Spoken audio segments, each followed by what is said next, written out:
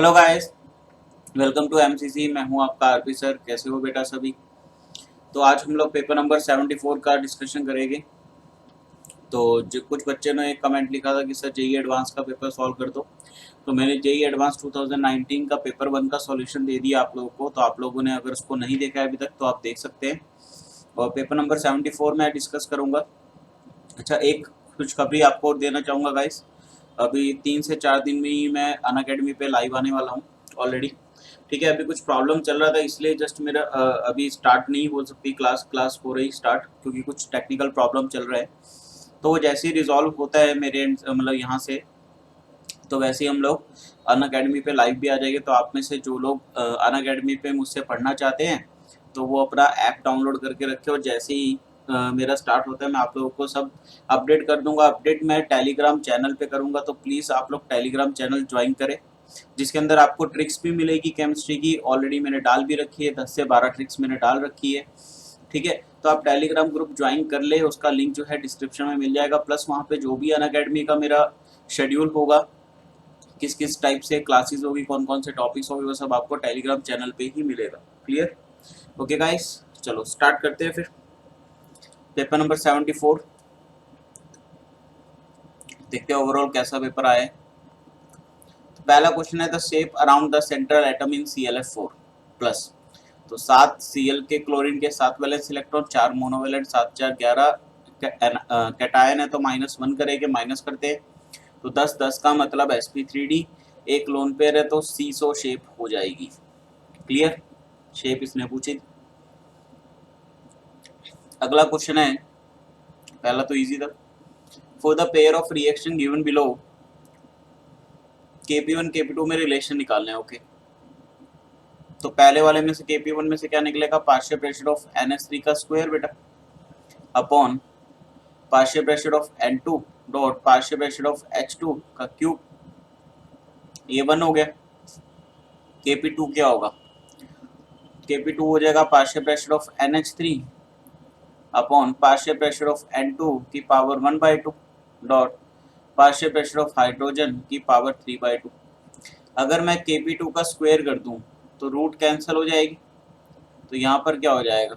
PnH3 का square हो जाएगा पार्शियल प्रेशर, यहाँ पे पार्शियल प्रेशर ऑफ N2 और पार्शियल प्रेशर ऑफ हाइड्रोजन का क्यूब। क्या ये वाला जो वैल्यू है, एक्सप्रेशन जो है ये वाला, और ये पहले नंबर की इक्वेशन वाला एक्सप्रेशन सेम है बिल्कुल? देख लो। इसका मतलब क्या होगा? अगर मैं दोनों को डिवाइड कर दूं तो ये इक्वल टू 1 आएगा, तो इसका मतलब Kp1 इक्वल टू Kp2 का स्क्वायर आ गया। तो दिस इज अवर रिलेशन। तो बी ऑप्शन मेरे को दिख रहा है इसका। क्लियर? अगला क्वेश्चन देखते हैं। Butane can be prepared from ethyl chloride using the following synthesis. ठीक है, इसने दे रखा है ब्यूटेन जो है वो प्रिपेयर हुआ इस सिंथेसिस से।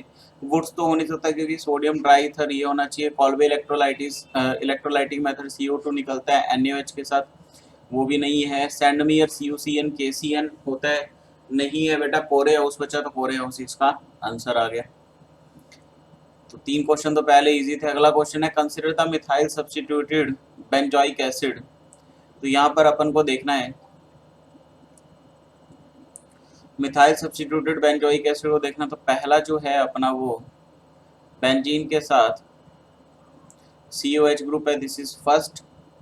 सेकंड है ऑर्थो पोजीशन पर, यहाँ पर C डबल बॉन्ड OH है, यहाँ पर CH3 है। क्लियर? ऑर्थो पोजीशन पर यहाँ पर क्या है बेटा? CH3 है।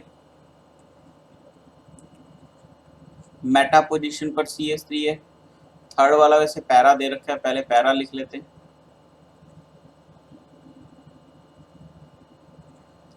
ठीक है, एंड फोर्थ पोजीशन पे मतलब फोर्थ ऑप्शन जो अपने पास है वो मेटा पोजीशन पे CH3 दे रखा है।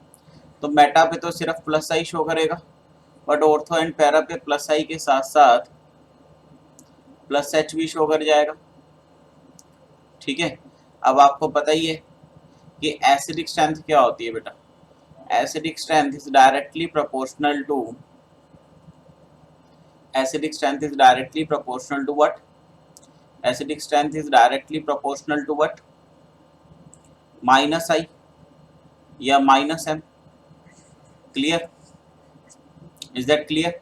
अब अगर ध्यान से देखूं तो this is called the ortho effect, इसे हम लोग बोलते हैं ऑर्थो इफेक्ट, कि ये सिर्फ होता है या तो कार्बोक्सिलिक एसिड और बेंजीन के साथ या अमाइन हो, उन दोनों के केस में ऑर्थो इफेक्ट देखते हैं हम लोग। तो यहाँ पे ऑर्थो इफेक्ट लग रहा है जिसकी वजह से एसिडिक स्ट्रेंथ सबसे ज्यादा, तो सबसे ज्यादा तो 2 की होगी, तो सेकंड की सबसे ज्यादा होगी, तो इसका मतलब सी ऑप्शन ही हमारा आंसर होगा। तो आप ऑर्डर बाकी देख सकते हैं, कैसे देखेंगे यहाँ पर, ये तो वैसे ही इलेक्ट्रॉन डेंसिटी क्या करेगा, इसको देगा, तो ये नेगेटिव चार्ज और ज्यादा बढ़ेगा, मतलब कम होने की बजाय ये ज्यादा हो रहा है, इसका मतलब अनस्टेबल हो रहा है एनायन, तो इसका मतलब सेकंड, उसके बाद सबसे ज्यादा एसिडिक फर्स्ट होगा, देखो ये रहा। ठीक है, तो सी ऑप्शन अपना करेक्ट है, सीधा आ गया आंसर। अगला क्वेश्चन है colloidal sulphur is obtained when. तो बेटा कोलोइडल सल्फर जो होता है, sulphur is heated gradually to a high temperature. भाई सल्फर को हीट करने से कोलोइडल सल्फर तो बनता नहीं है, ठीक है। क्लियर, एसिड को हीट कर दोगे तो क्या होगा, कोलोइडल सल्फर नहीं बनेगा। Sulphur is heated with dilute sulphuric acid, sulphur को अगर H2SO4 से करवाते हैं तो ये क्या बना लेगा बेटा, ये सल्फेट में कन्वर्ट हो जाएगा। H2S हाइड्रोजन, हाइड्रोजन जो सल्फाइड है उसको अगर HNO3 साथ हम लोग रिएक्ट करवा दें तो ये बिल्कुल ये ऑक्सीडाइज हो गए, क्योंकि ये अच्छा क्या होता है, ऑक्सीडाइजिंग एजेंट होता है। ऑक्सीडाइजिंग एजेंट होने के कारण ये क्या करेगा, H2S हाइड्रोजन सल्फाइड एक एक्सेप्शनल केस है। देखो सारे के सारे बेटा सल्फाइड जो है वो सल्फेट में कन्वर्ट होते हैं, ऑक्सीडाइज हो गए, बट H2S एक एक्सेप्शनल केस है जो कि सल्फेट में ना जाके सल्फर में जाता है, और ये जो सल्फर होता है ये कोलोइडल होता है, ठीक है ना।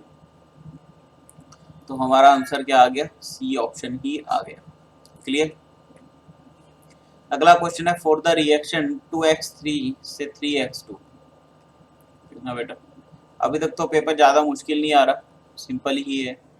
तो यहाँ से इसने पूछा rate of formation of dx2, मतलब ये पूछ रहा है यहाँ पे प्रोडक्ट प्लस का, x2 यहाँ पर है ना प्रोडक्ट साइड में, तो dx2/dt। तो रेट ऑफ रिएक्शन निकालते हैं पहले। तो रेट ऑफ रिएक्शन क्या आ जाएगा, ये आ जाएगा 1/2 माइनस का dx/dt इक्वल टू 1/3 dx2/dx3 है यहाँ पर ये बाय dt। तो dx2/dt मेरे को निकालना है बेटा, rate of formation of x2 निकालना है। तो ये हो जाएगा बेटा 3/2 माइनस dx3/dt। कोई ऑप्शन दिख रहा है ऐसा, 3/2 माइनस का dx3/dt, डी ऑप्शन बिल्कुल मेरे को नजर आ गया, तो डी आंसर आएगा। अगला क्वेश्चन है 0.25 mole of formic acid is dissolved in enough water. भाई इसने क्या बोला, एक बीकर है, इस बीकर में क्या दिया हुआ है अपन को, HCOOH दिया हुआ है फॉर्मिक एसिड जिसका 0.25 मोल है। अब इसने क्या करा, बाहर से पानी मिला दिया, इसके अंदर क्या मिला दिया, वाटर मिला दिया, ठीक है, वाटर मिला दिया। अब ये क्या बन गया, एक सॉल्यूशन बन गया, क्योंकि पानी मिला दिया सॉल्यूशन बन गया। तो to make a 1 litre solution, और इसकी वॉल्यूम दे दी है 1 लीटर, ठीक है। अब इस पीएच, ये जो सॉल्यूशन बने, सॉल्यूशन का पीएच अपन को दे दिया बेटा 2.19। जब 2.19 पीएच दे दिया तो सबसे पहले मैं क्या करूंगा, पीएच इक्वल टू होता है माइनस का लोग H प्लस। क्लियर। तो यहाँ से H प्लस की कंसंट्रेशन कितनी आ जाएगी सॉल्यूशन की, ये आ जाएगी 10 की पावर माइनस का 2.19। तो एंटी लॉग लेना पड़ेगा मतलब अपन को, तो एंटी लॉग लेते हैं अपन, ठीक है। तो यहाँ पे है 10 की पावर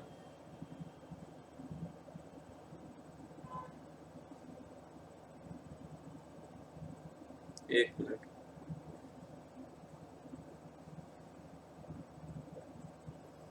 इसमें मेरे वाले में साइंटिफिक कैलकुलेटर नहीं है क्या,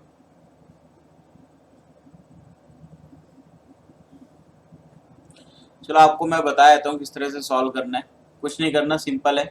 यहाँ पे इसका जो भी आएगा आंसर, यहाँ पर आप एंटी लॉग निकाल लेना इसका 10 की पावर माइनस का 2.19, ठीक है।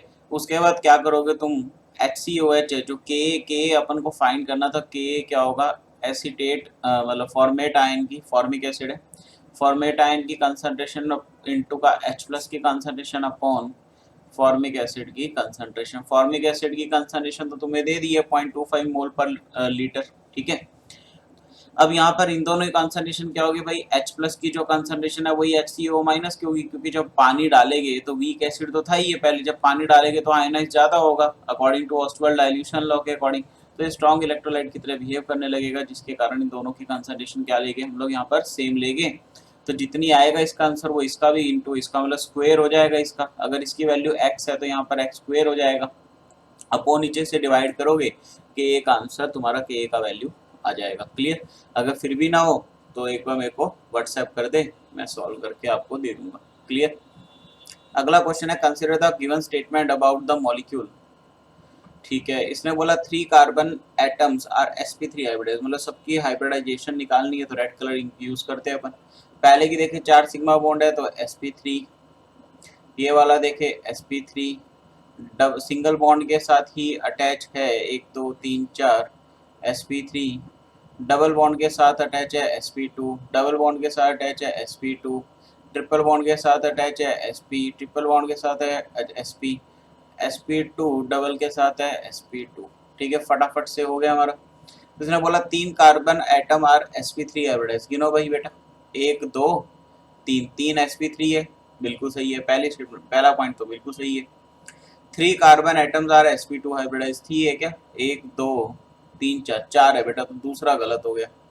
2 carbon atoms are sp hybridise, बिल्कुल सही है, थर्ड सही है। तो इसमें से पूछा इनमें से स्टेटमेंट कर ट्रू कौन सी है, ठीक है ना, तो फर्स्ट एंड थर्ड तो डी आंसर आ गया हमारा बेटा, फर्स्ट एंड थर्ड, बहुत सिंपल था ये तो। अगला क्वेश्चन है among the following the group of molecule that undergoes rapid hydrolysis. तो रैपिड हाइड्रोलिसिस बता दूं बेटा, तो याद रखना BCl3 आउट ऑफ दीज में से, इनमें से तो BCl3 SiCl4 एंड PCl5, इन तीनों की क्या होती है, रैपिड हाइड्रोलिसिस होती है। ठीक है ना, ये उस जैसे ही वाटर सार रिएक्ट करते हैं ये फटाफट से क्या कर लेते हैं, ये फटाफट से अपना एसिड फॉर्म कर लेते हैं, तो जिसके कारण इनका हम लोग बोलते हैं कि ये रैपिड हाइड्रोलिसिस कर लेते हैं। क्लियर? क्लियर है गाइस? चलिए, ओ वाओ, अगला क्वेश्चन आया कुछ बढ़िया सा। ठीक है, अब देख के लग रहा है कि लेवल अब स्टार्ट हो गया लग रहा है पेपर का। ठीक है ना, अभी तक तो सिंपल सिंपल से क्वेश्चन थे, अब लेवल सा स्टार्ट हो रहा है। इसने कुछ बढ़िया डायग्राम सा बना के दे रखा है, बलून टाइप लग रहा है, थ्रेड निकला हुआ है नीचे। ठीक है, 2 inflated balloons first and second, okay, thin skin having volume V 600 ml and 1500 ml at 300 kelvin. Okay, तो मतलब इसने स्मॉल बैलून का जो इनर बैलून का जो वॉल्यूम है वो 600 है और आउटर का जो है वो 1500 है। तो हम लोग लिख लेते हैं V इनर जो है 600 है, V आउटर जो है 1500 है। 300 केल्विन टेम्परेचर पे T1 दे रखा है अपन को 300। ठीक है, kelvin are at taken as shown in figure in diagram. ठीक है, बिल्कुल, if maximum volume of inner and outer balloons, अच्छा इसने मैक्सिमम भी दे दिए, तो V इनिशियल प्राइम ले लेता हूँ मैं, चेंज वही वैल्यू 800 ml और V O prime 1800 ml। Clear? respectively, then find the balloon which will burst on gradual heating। Okay, अब ये क्वेश्चन आया बढ़िया। तो इसने बड़ा सिंपल सा यार एक फंडा दिया इसने, कि आप ऐसा सोचो गुब्बारे के अंदर गुब्बारा है, ठीक है ना, एक बड़ा गुब्बारा लिया उसके अंदर हमने एक छोटा गुब्बारा डाल दिया। ठीक है, हम लोग बचपन में बर्थडे वगैरह पे ऐसा ऐसे कारनामे करते थे, हम लोग गुब्बारों के अंदर टॉफियां भर देते थे, है ना, आप लोगों को भी याद होगा। ये गुब्बारे के अंदर एक दूसरा गुब्बारा डाल दिया, तो यहाँ पे केस दिए गुब्बारे के अंदर दूसरा गुब्बारा है और आपने उसको जलान मतलब बर्न करना स्टार्ट करा, आपने हीट करना स्टार्ट करा, तो ये बताओ सबसे पहले कौन सा गुब्बारा फटेगा। तो देखो लॉजिकली अगर बात करें अपन, तो अपन को पता है यार कि जो बड़ा गुब्बारा है, मतलब क्योंकि हीट तो वही होगा ना, अंदर वाला गुब्बारा कैसे हीट होगा, तो उसके अंदर पड़ा है वो बाद में हीट होगा, बट पहले बाहर वाला सरफेस जल्दी हीट होगा। तो ऑब्वियस ये बात है कि इसका आंसर जो है वो आउटर बलून आना चाहिए, बट फिर भी हम लोग इसको कैलकुलेट हमें करना पड़ेगा, जरूरी नहीं है कि बाहर वाला बलून ही जले, कुछ भी पॉसिबिलिटी हो सकती है। बट अगर हम लोग नॉर्मल सिनेरियो ले, तो अगर मैं बाहर से इसके मोमबत्ती से आग लगाऊंगा इस बलून को, तो ऑब्वियस ही बात है पहले बाहर वाला फटेगा, पहले आगे ऊपर वाला फटेगा बलून, फिर अंदर वाले के पास पहुंचेगी हीट। क्लियर? बट कुछ भी हो सकता है यार, तुम एट ए सर्टेन टाइम पे हो सकता है बाहर वाला ना फटे अंदर वाला पहले फट जाए, तो अपन को चेक करना पड़ेगा कि यार जिसका टेम्परेचर कम होगा, जिसका टेम्परेचर कम होगा इन दो बैलून में से जिसका टेम्परेचर कम होगा वो पहले फट जाएगा, जिसका टेम्परेचर ज्यादा होगा वो बाद में फटेगा उसके। क्लियर? तो निकालते हैं। अब देखो यहाँ पर प्रेशर अपन कांस्टेंट मान के चल सकते हैं, प्रेशर इसने दे नहीं रखा, तो एट कांस्टेंट प्रेशर क्या वॉल्यूम टेम्परेचर अपन को दे रखा है, तो अपन क्या लगाएंगे, Charles law. At constant pressure Charles law लगाएंगे अपन। चार्ल्स लॉ के अकॉर्डिंग क्या बोलता है अपने को, volume is directly proportional to temperature. तो यहाँ से क्या आ जाएगा, V1 upon T1 equal to V2 upon T2। तो स्टार्टिंग में मैं किसके लिए देख रहा हूँ, इनर के लिए देख रहा हूँ, इनर बलून के लिए। क्लियर। तो V1 कितना है बेटा 600, टेम्परेचर T1 300, V2 कितना है, ये इसका मैक्सिमम जो है 800, T2 मुझे पता नहीं है। तो यहाँ से कितना आ गया ये बेटा 2 आ गया, और ये यहाँ से कितना आ गया 400 आ गया। तो T2 आ गया 400 केल्विन। क्लियर, इनर वाले में। अब ऐसे आउटर के लिए निकाल लेता हूँ सेम फॉर्मूले से। V1 कितना है बेटा 1500 अपॉन T1 तो 300 ही लूँगा, इक्वल टू V2 कितना हो गया 1800, और T2 मुझे पता नहीं है। तो यहाँ से कितना हो गया, ये 5 पे गया, और ये आ गया जी T2 अपना 5 दिया 15, 360 आ गया। तो ऑब्वियसली बात है 360 केल्विन जल्दी अचीव होगा। तो इसका मतलब आउटर वाले गुब्बारे का, आउटर वाले बलून का टेम्परेचर कम है, तो इसलिए आउटर बलून ही फटेगा पहले, फिर इनर वाला फटेगा। तो हमने एक सिंपल सा केस भी एनालाइज करा था, बट वही है कि आपको इसको सॉल्व करके देखना पड़ेगा, उसके बिना हम नहीं बता सकते, कंडीशन कुछ भी हो सकती है ना, चेंज भी करते डाटा वो। ठीक है, चलिए, तो बढ़िया क्वेश्चन था। ठीक है, the compound given below on heating gives P major product. अब देखो यहाँ से थोड़ा सा लेवल आना स्टार्ट हो गया ना, लग तो ऐसे ही रहे कि लेवल आना भी यहाँ से पेपर में स्टार्ट हो चुका है। अभी तक सिंपल सिंपल चल रहे थे बिल्कुल, ठीक है, एक एक मिनट के। अब यहाँ से थोड़ा टाइम लगेगा। देखो ये H+ है, सबसे पहले ये H+ क्या करेगा, एसिड है, हीट करवा रहे, ये H+ क्या करेगा, ये OH इस पे अटैक मार जाएगा, एसिड बेस रिएक्शन हो जाएगी। ठीक है भाई, देखो यहाँ पर एसिड बेस रिएक्शन होगी, एसिड बेस रिएक्शन होगी, यहाँ पर क्या हो जाएगा OH2+ हो जाएगा यहाँ पर। ठीक है, अब मैं अगर यहाँ से ये निकालता हूँ तो कार्बोकटाइन यहाँ आएगा भाई, देखो ऑब्वियस सी बात है कि वाटर निकल जाएगा। ठीक है, वाटर निकलने से कोई नुकसान नहीं है, क्योंकि हीट दे रहे तो वाटर निकल जाएगा। अच्छा सॉरी, बेंजीन नहीं है, एक पाई बॉन्ड है यहाँ पर, और यहाँ पर आ गया पॉजिटिव। ठीक है, अब ये क्या है बेटा, ये अपना है सेकेंडरी कार्बोकटाइन। बट अगर मैं ध्यान से देखूँ यहाँ पर, अगर मैं ये वाले मिथाइल ग्रुप को या किसी भी मिथाइल ग्रुप को ऊपर वाले को, अगर मैं यहाँ पर क्या कर दूं बेटा 1,2 मिथाइल शिफ्ट कर दूं, तो क्या टर्शियरी कार्बोकटाइन बन जाएगा ये, देखो बिल्कुल बनेगा। देखो यहाँ से ये आया, यहाँ पर मैंने शिफ्ट कर दिया, तो यहाँ पर एक क्या आ गया, कार्बोकटाइन आ गया। तो दिस इज द टर्शियरी कार्बोकटाइन। देखो ये वाला कार्बन जो है 3 कार्बन से अटैच है। अब टर्शियरी कार्बोकटाइन इज मोर स्टेबल, तो अगर कार्बोकटाइन बन रहा है तो स्टेबिलिटी भी देखनी पड़ेगी अपन को कार्बोकटाइन की। अब क्या होगा, यहाँ से ये जुड़ गया। अब क्योंकि हीट करवा रहे हैं तो ऑब्वियस सी बात है कि अब सब्स्टिट्यूशन तो होगा नहीं, तो यहाँ से क्या होगा, ये हाइड्रोजन जो है इसका, ये यहाँ से टूट जाएगा, इस पे नेगेटिव आएगा, और ये पॉजिटिव नेगेटिव मिलके क्या बना लेंगे, बॉन्ड बना लेंगे बेटा, क्योंकि इसने हीट लिखा है सिंपल। तो क्या होगा, यहाँ से इधर भी बॉन्ड बन गया, यहाँ पर एक CH3 है, और यहाँ पर एक CH3 है। क्लियर, क्योंकि यहाँ से बॉन्ड बना ना, इसका एक हाइड्रोजन के लिए प्लस माइनस ने मिलके बॉन्ड बना लिया। तो बस ये वाला आंसर आना चाहिए अपना। देखो ये बी ऑप्शन मैच कर गया अपना, देखो बी दिख रहा है मेरे को, बी ऑप्शन मैच कर गया। क्लियर, तो बी आंसर आ गया। अगला क्वेश्चन है, what weight of H2C2O4.2S2O, molecular weight इतना, should be dissolved to prepare 250 ml of semi-normal solution to be used as a reducing agent. Okay, तो देखना बेटा यहाँ पर H2C2O4.2H2 दिया हुआ है, तो C2O4 से अपने को पता है क्या बनता है, CO2 बनता है।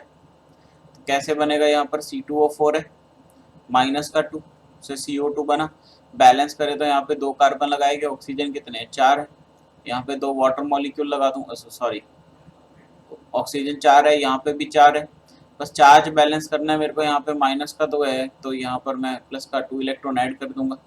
तो देखो कितना गया, ये +3 से +4 पे गया, एक का चेंज आया तो इसका एन फैक्टर कितना आ गया बेटा 2 आ गया। क्योंकि 2 एटम है ना यहाँ पर, चेंज एक का है इनटू नंबर ऑफ एटम, ऐसे एन फैक्टर निकालते हैं हम लोग, ठीक है, रेडॉक्स के केस में। तो यहाँ पर ही आ गया बेटा अपना एन फैक्टर 2 आ गया। अब यहाँ से क्या इसका मैं निकाल सकता हूँ, इसने अपन को मॉलिक्यूलर वेट तो दे दिया है, बट वेट पूछा इसने, तो ग्राम इक्विवेलेंट क्या होते हैं, ग्राम इक्विवेलेंट को मैं लिख सकता हूँ मोल इनटू का एन फैक्टर बेटा, ठीक है।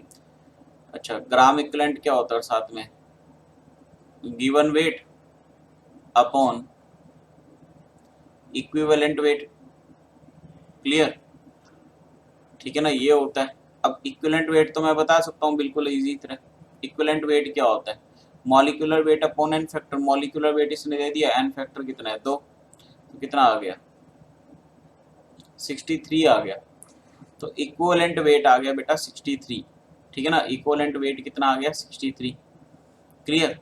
इसका इक्विवेलेंट वेट आ चुका है। अब इसने बोला should be dissolve to prepare 250 ml of centi normal solution. तो देखो बेटा सेंटी नॉर्मल का मतलब होता है, सेंटी नॉर्मल सॉल्यूशन का मतलब होता है डिवाइडेड बाय 100, 1/100। तो इसने 250 ml सॉल्यूशन मतलब 250 डिवाइडेड बाय 100 इंटू 10 की पावर क्या करेंगे -3 लीटर में कन्वर्ट करने के लिए। तो यहाँ से ये आ गया, इतनी वॉल्यूम दे रखी है, तो बस कुछ नहीं करना, अब क्या करना है, वेट निकालना है। तो सीधा सा है, तुम्हारे पास वॉल्यूम है, तुमने वेट निकालना है, तो क्या करोगे, यहाँ पे सीधा सा कर दो भाई, नॉर्मेलिटी यहाँ से क्या निकालोगे, नॉर्मेलिटी कैसे निकालोगे, gram equivalent upon volume of solution. तो इसने सॉल्यूशन का वॉल्यूम कितना दे दिया बेटा, तो देखो n इंटू का v कर दूं इक्वल टू ग्राम इक्विवेलेंट, ठीक है, n इंटू का v equal to gram equivalent, gram equivalent अभी हमने देखा given weight upon equivalent weight, जिसमें से इक्विवेलेंट वेट पता है मेरे को, तो बस मैं क्या करूं n इंटू का v इंटू का इक्विवेलेंट वेट, ठीक है। तो यहाँ से क्या आ जाएगा, वेट आ जाएगा, तो बस ये फॉर्मूला लगाओ और आपका आंसर आ जाएगा, क्लियर। अगला क्वेश्चन है the complex that exist as a pair of enantiomers. तो पहला देखे तो ट्रांस है, तो बेटा ये तो हो नहीं सकता, क्योंकि ये है एम, ये बाइडेंटेड लिगेंड है, इथाइलिन डाइमाइन बोलते हैं इसको, EN से शॉर्ट फॉर्म से लिखा जाता है। तो MAN, तो ये ऑक्टाहेड्रल कॉम्प्लेक्स हो गया, ट्रांसफॉर्म है दो अपोजिट पे 180 पे सेम सेम आ गया, तो प्लेन ऑफ सिमेट्री हो जाएगा, जिसके कारण ये ट्रांस नहीं होगा ऑप्टिक एनेंशियोमर, ठीक है ना, कि एनेंशियोमर के लिए ऑप्टिकली एक्टिव होना चाहिए, ठीक है ना, सिस CONH3 4 Cl2। अब यहाँ पर देखें तो सिंपल दोनों मोनोडेंटेड लिगेंड है A4B2, तो यहाँ पर ये भी नहीं होगा बेटा, ठीक है ना, ये भी नहीं होगा, क्योंकि सिस से ट्रांस होता तो हो जाता, ठीक है, तो ये भी नहीं होगा। अच्छा अगला देखें PTPH PPS3 ClBr, तो MABCD तीन आ गए, तो यहाँ पर ये एनेंशियोमेरिक पेयर इसका देखते हैं अभी। और ये फिर वापस इन्हें दे दिया है कोबाल्ट AA थ्राइस, तो इसका हो जाएगा बेटा, इसका एनेंशियोमेरिक पेयर बन जाएगा, क्योंकि इसका सिस जो होता है वो ऑप्टिकली एक्टिव होता है, इसके एनेंशियोमेरिक पेयर बन जाएंगे, क्लियर। तो डी ऑप्शन आ गया। अब बात आती है इसकी MABCD वाले की, तो अगर MABCD में अगर बनाऊं,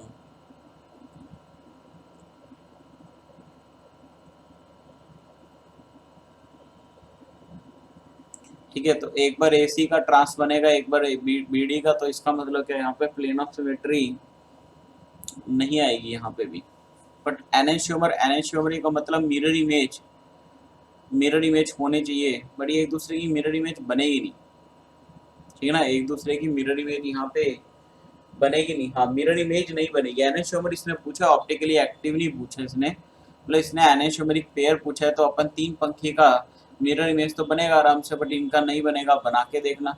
तो इसका आंसर मेरे अकॉर्डिंग तो डी आना चाहिए, बाकी अगर फिर भी इनकेस लगता हो कुछ ऐसा तो मुझे प्लीज़ आप बता सकते हैं कमेंट करके, क्लियर, मेरे अकॉर्डिंग डी आना चाहिए।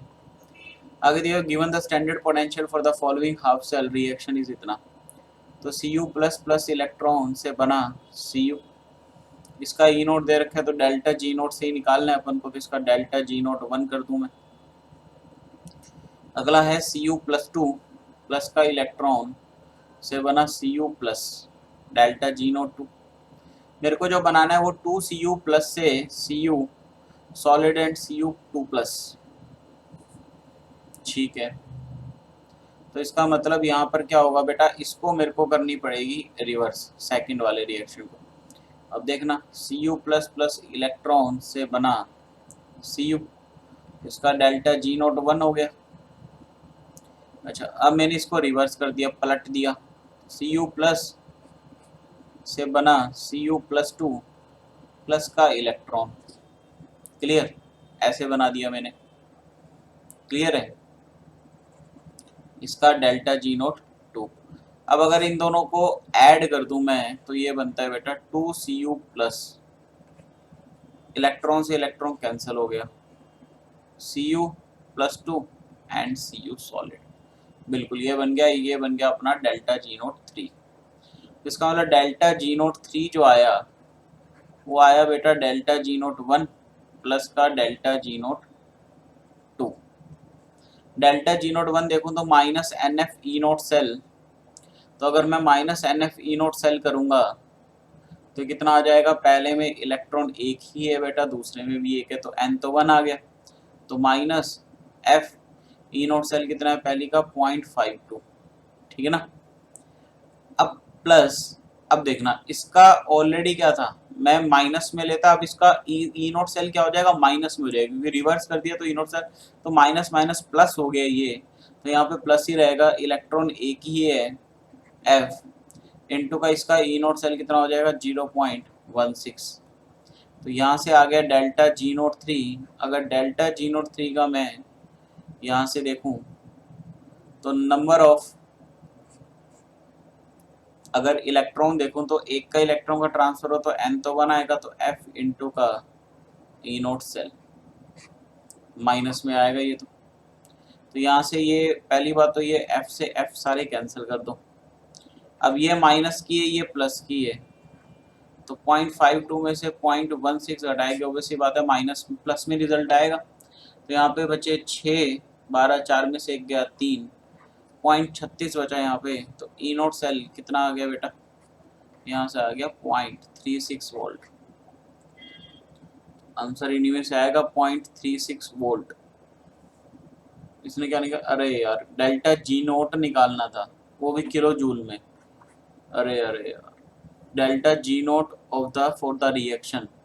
तो ठीक है, डेल्टा G0 कब निकलेगा इसका, इस रिएक्शन का निकालने मैंने E0 सेल निकाल लिया तब। हाँ तो सही है, अब आगे निकाल लेते हैं माइनस का NF E0 सेल। ठीक है, तो देखो निकालो बेटा ये, तो डेल्टा G क्या होता है, minus NF E0 cell. Clear, तो यहाँ से निकाल लेते हैं, N कितना है 1 है, ये 96500, और E0 सेल कितना आ गया बेटा अपना 0.36। तो 96500 को 0.36 में मल्टीप्लाई कर दो,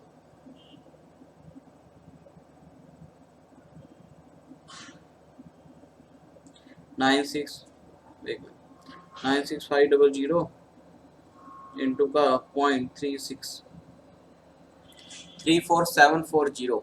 तो ये आ गया, जूल में कन्वर्ट करूंगा तो ये बिल्कुल 34 माइनस का 34.740 आ जाएगा, बिल्कुल सही है।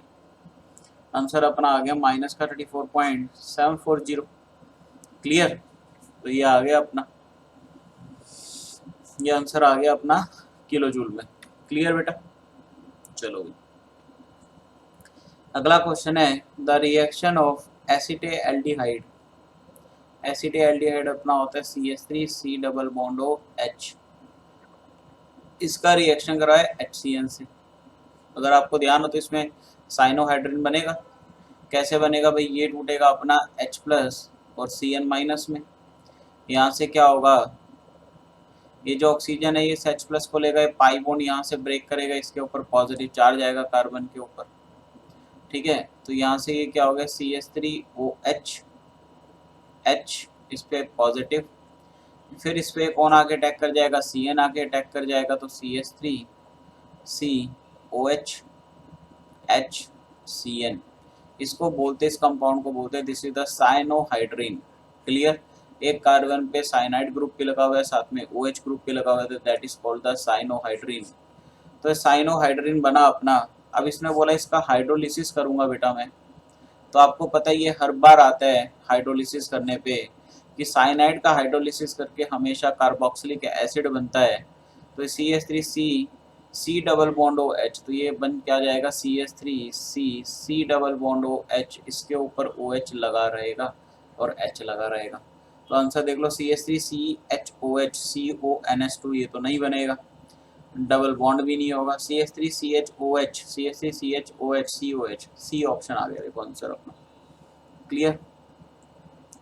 अगला क्वेश्चन है the hydrocarbon of molecular mass 72। कोई एक हाइड्रोकार्बन है जो 72 जिसका मॉलिक्यूलर मास है, gives a single monochloride and 2 dichloride on photochlorination. Okay, तो CnH2n प्लस 2।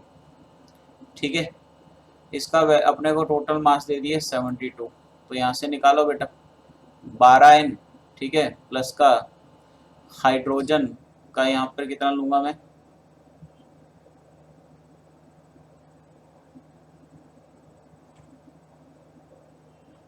एक मिनट, हाइड्रोकार्बन तो यार कुछ भी हो सकता है ना, CnH2n ही लूंगा मैं। तो 12n प्लस का 2n equal to 72, 14n equal to 72, n equal to कितना आ गया यहाँ से 72/14। तो ये कितना हो गया बेटा, यहाँ से इसको डिवाइड करेंगे, 2 3 6 2 6 12 7,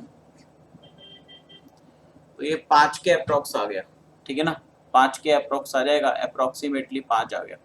अगर n 5 है तो ये कितना हो गया C5H12, C5H12 हाइड्रोकार्बन है बेटा, अल्केन ही हम लोग जनरली लेते हैं, CnH2n प्लस 2। हाँ तो ये 5 ही आएगा तब भी अप्रोक्सीमेट। अगर इधर प्लस 2 लूंगा तो प्लस 2 यहाँ से क्या होगा, इसका इसका 2 इसमें ऐड करूंगा तो ये इधर से माइनस हो जाएगा, बिल्कुल बिल्कुल ये आ जाएगा 14 5 5 चौका 20, बिल्कुल 70 आएगा। ये यहाँ पे प्लस 2 इधर माइनस हो जाएगा, एग्जैक्ट 5 आ जाएगा बेटा। ठीक है ना, एग्जैक्ट 5 आएगा, मैं गलती कर गया। ये 72 माइनस 2 ये 70 हो गया, यहाँ पे 14n बन रहा था और n इक्वल टू एग्जैक्ट 5 आ जाएगा, 70 आएगा यहाँ पर। क्लियर, क्लियर है। तो 5 आ गया, तो C5H12 ये अपने पास अपने को पता लग गया कि यार ये अपना हाइड्रोकार्बन है C5H12। तो अगर C5H12 अपना हाइड्रोकार्बन है, अब अपन को देखना है कि ये सिंगल मोनोक्लोराइड दे रहा है एंड 2 डाइक्लोराइड्स ऑन फोटोक्लोरिनेशन। अगर मैं बात करूं देखना, अब ये वाली केस तो यार एक तभी हो सकती है मोनोक्लोरिनेशन वाली, जब 4 की 4 जो है वो अपने मिथाइल ग्रुप सेम हो। ठीक है ना, 4 मिथाइल ग्रुप क्या हो बेटा, सेम हो। तो इसको बोलते हैं neopentyl, this is the neopentyl. ठीक है ना, दिस इज द नियोपेंटेन। ठीक है, नियोपेंटेन बन गया ना ये।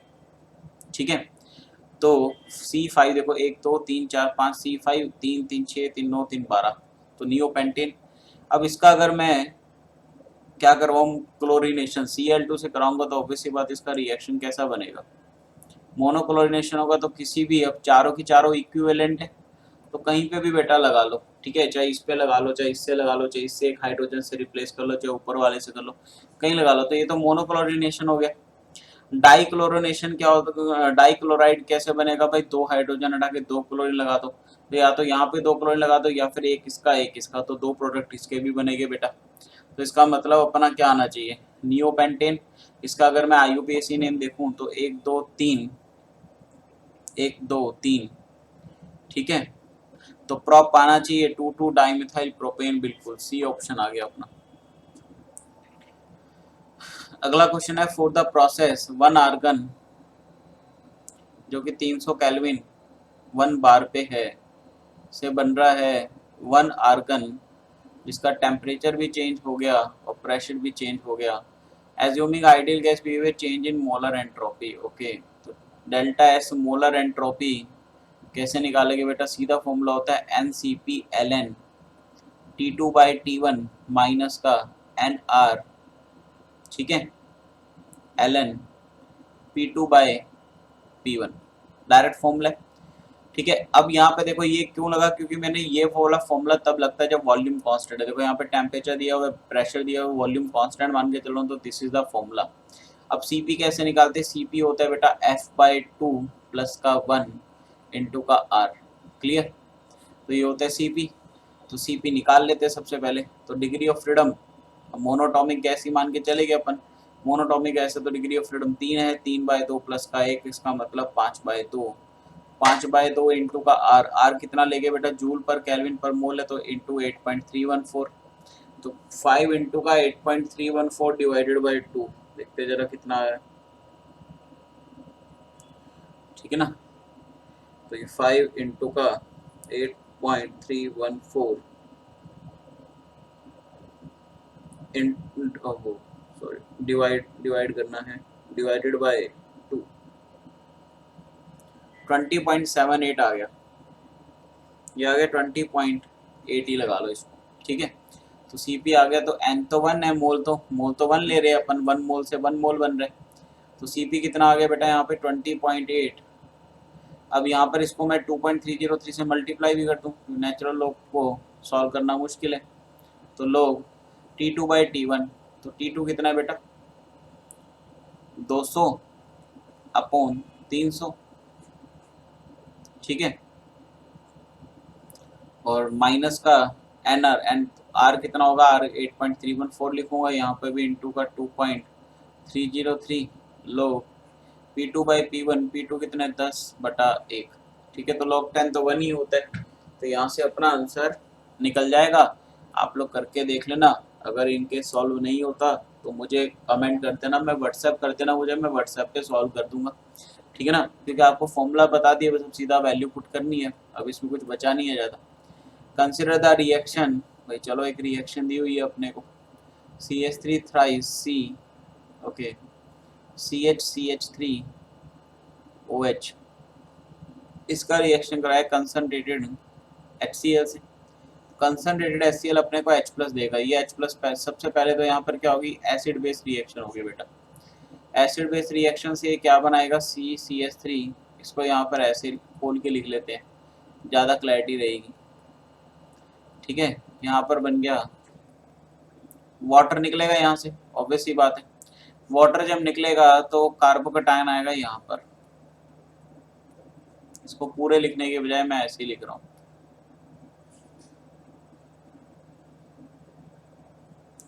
अच्छा, इसी पे आ गया कार्बोकैटायन। अब ये कार्बोकैटायन कौन सा है? ये सेकेंडरी है बेटा। देखो ये एक और एक दो कार्बन से जुड़ रहा है। बट अगर मैं इसको टर्शरी बना सकता हूँ, बिल्कुल बना सकता हूँ। अगर मैं इस मिथाइल को यहाँ शिफ्ट कर दूँ तो फिर यहाँ पे शिफ्टिंग होगी, 1-2 मिथाइल शिफ्टिंग होगी। 1-2 मिथाइल शिफ्टिंग से क्या होगा? यहाँ पर देखो, यहाँ पर CH3, यहाँ पर CH3।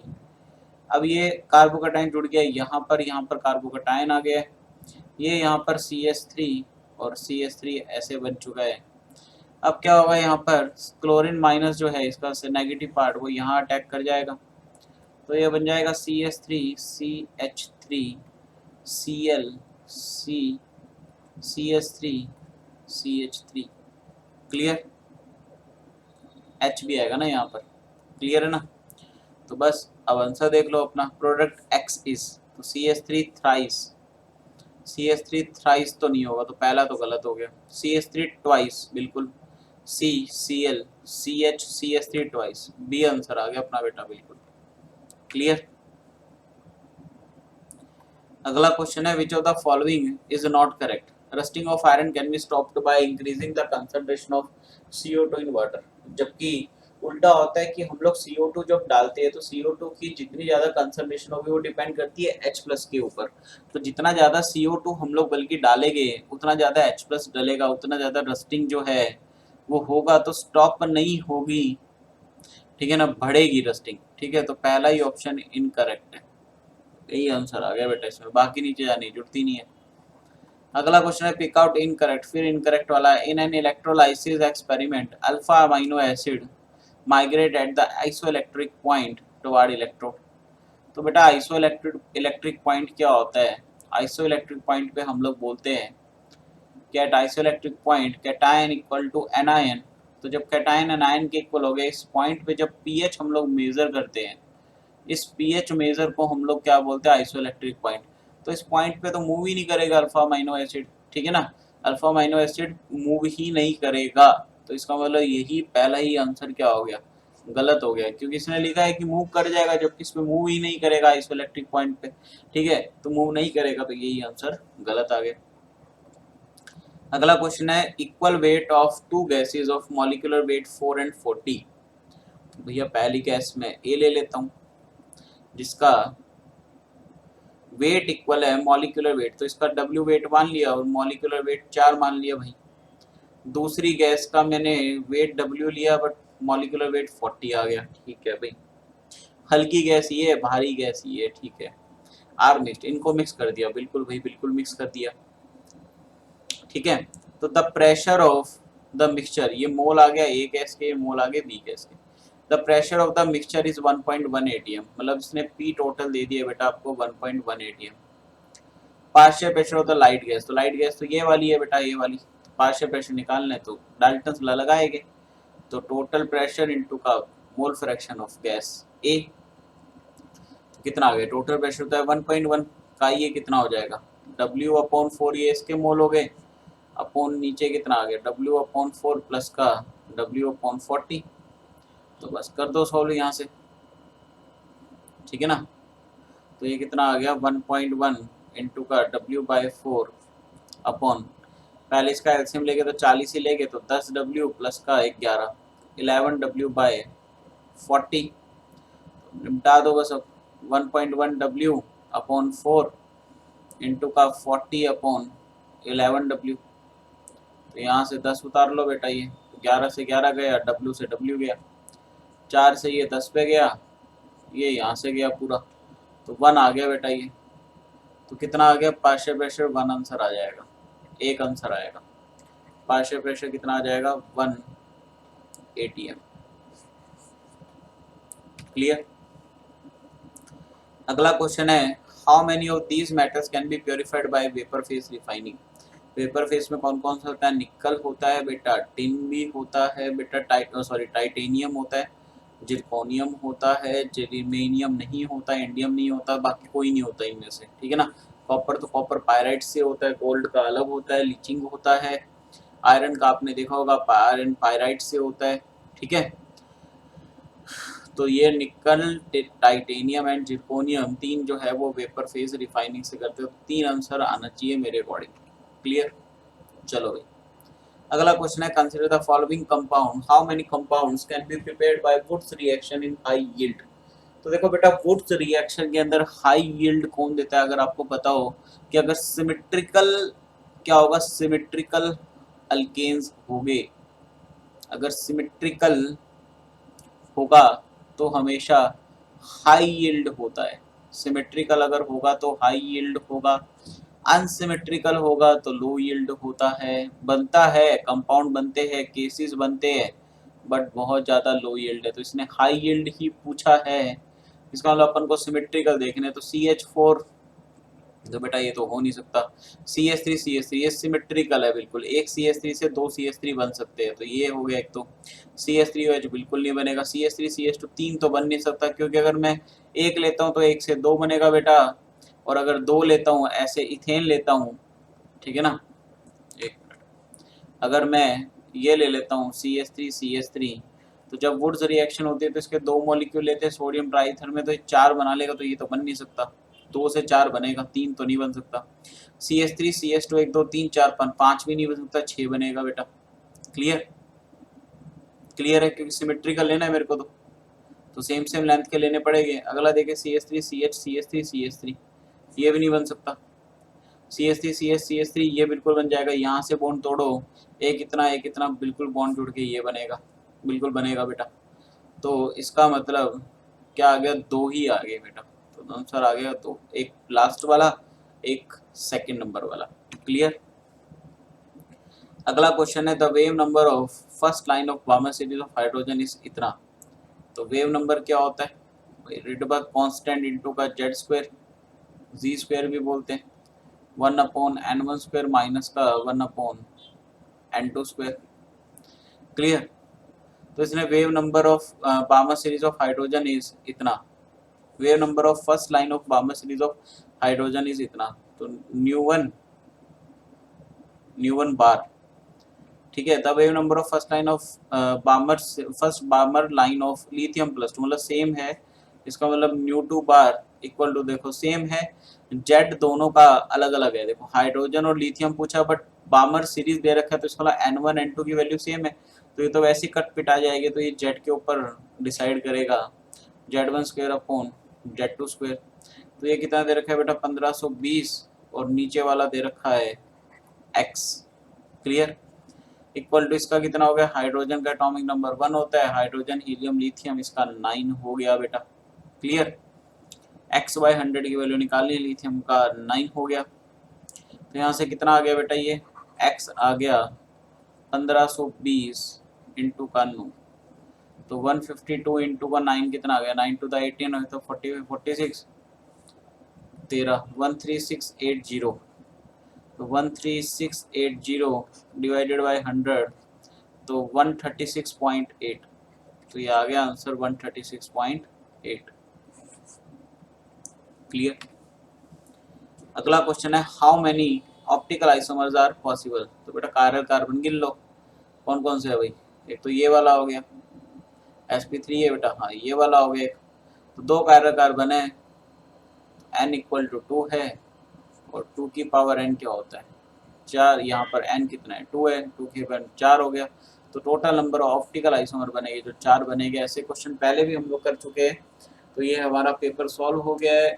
कुछ क्वेश्चन था अच्छे लेवल का, एक आधा क्वेश्चन, तो बट मैं फिर भी कहूँगा यहाँ पे 90 से 94 मार्क्स आपके बड़े इजीली आ जाने चाहिए। अगर एक आधा क्वेश्चन आप छोड़ भी देते हो तो 90 से 94 मार्क्स आपके आराम से आने चाहिए इसके अंदर, तब आपकी प्रिपरेशन बहुत अच्छी है। तो गाइस लास्ट टाइम जाते जाते फिर कहना चाहूँगा आपको, प्लीज़ टेलीग्राम चैनल ज्वाइन करें जिसमें आपको ट्रिक्स भी देखने को मिलेगी, ठीक है, और साथ साथ में आपको अनअकैडमी का जो भी शेड्यूल होगा वो भी अपडेट मिलेगा, कुछ भी अपडेट रिगार्डिंग आता है वो सब आपको टेलीग्राम से ही मिलेगा।